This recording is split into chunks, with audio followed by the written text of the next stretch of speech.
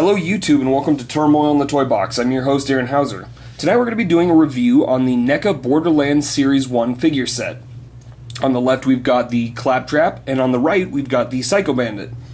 The Claptrap kind of shows up from time to time on Pandora as the comedic relief, as well as to kind of usher you into new territories in Pandora. It's very cool that they were able to kind of create a brand new figure for the Claptrap. I know NECA's kind of gotten in the routine of just repainting old sculpts. So it was very cool that they were able to release both the Claptrap and the Psycho Bandit for this line. I really hope they release a couple other characters. It'd be neat to see the original four mercenaries that you play in Borderlands, but we can only hope. So that's the Claptrap, and then the Psycho Bandit is kind of the generic baddie that shows up around Pandora, depending on where you are.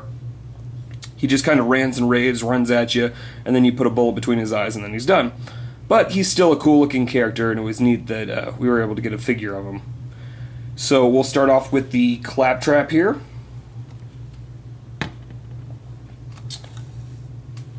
This guy is approximately, let's see, a little under 5 inches there. And he has a wide array of articulation points, which I will go into here. So, starting off, he doesn't have any accessories except for this really cool base and this sort of L-shaped beam that holds him in place. Now, this is the only, well, maybe one of two minor points that I was not too thrilled with this figure. If I can get this out here.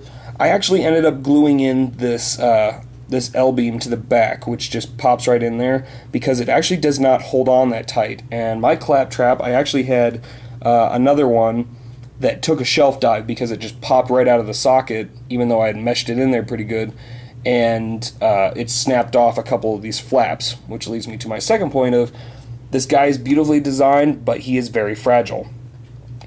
So the base itself, if you actually glue this in the back, just put a dab in there and then press it in, it'll actually hold it very well for display. So pretty simple base. It's got some tread marks there, rocks, dirt, etc. And you just plug him in there, and he sits in there fairly nicely. So he does have a couple different special articulation points that I'll show you. He has the wheel, which moves kind of up and down here. Take this off the base real quick to show you. Come on. There we go. He's got the wheel, which can move slightly left and right. It can also go up and down. He's got the flaps on his shoulders, one above his eye. His eye itself is kind of a ball joint, so you can rotate it left and right, all sorts of directions there. And then it's got a little flap above the eye, which is cool because that kind of make him look surprised or just regular. For his arms, he's got rotation forwards and backwards, in and out at the elbows, nothing at the wrist, and then at this midway point, which you kind of have to find because it's hidden, but he does rotate his arms left and right there, which is cool. He's also got the little antenna which collapses into the body, which is nice. I kind of wish they would have made it so that you could actually collapse the Claptrap into a little box form like he does in the game, but for what we got, it's actually pretty cool. The only other added thing to note is, let's see if I can actually get it out here, they put in the extendable tray that the Claptrap has. So, as you can see right there, it's kind of fragile, so I wouldn't really recommend leaving it out or anything like that. But it's a neat little detail, so you can push that back in there like that. Overall, I really like this figure, aside from the fact that it's very fragile and you kind of have to glue the L-beam portion in there. The only other thing that I would really throw out there about his balance is that with this wheel, if it's standing straight in the middle of the figure, he sinks down like this, which is why he will pop off the L beam in the back there. But if you actually take the wheels down and kind of move it forward so his front kind of rests on the wheel, kind of looks like that, he actually stands up very well now, straight, and you don't have to worry about him kind of diving off there. So yeah, that is the Claptrap.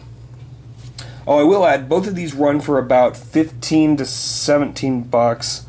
I got these both pre-ordered through Urban Collectibles, which if you Google them, you can find them. They're a really cool company, and they have really great prices on their figures, especially for pre-orders, so definitely check them out. But this is the Psycho Bandit. He does not come with any accessories other than his little buzzsaw blade thing there. Very cool detailing on this figure. Give you kind of a look there. It's got that sort of drawn look to him.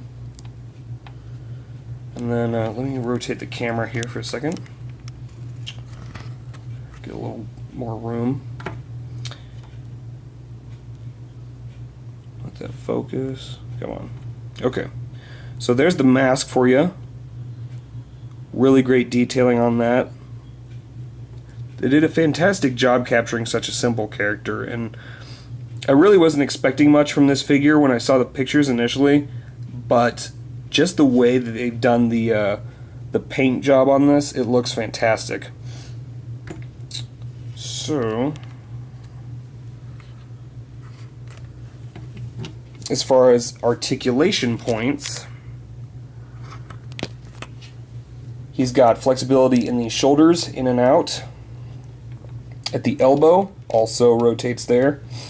He's got a ball joint on the wrist.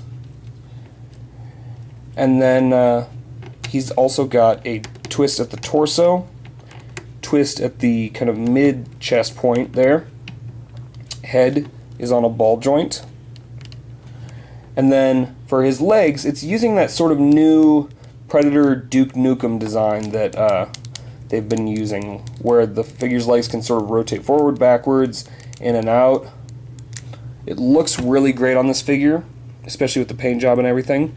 The knees do bend, and he's kind of got this sort of roll of fabric over the knee joint, so you can't really see it except for in the back of the leg.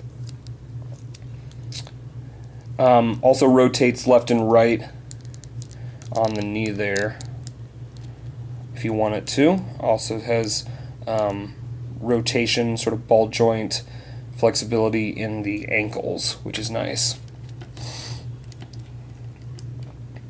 The buzzsaw portion is actually pretty cool too. I'll pull that off here. Come on. It's got that sort of rusty, bloody look to it, which is pretty sweet.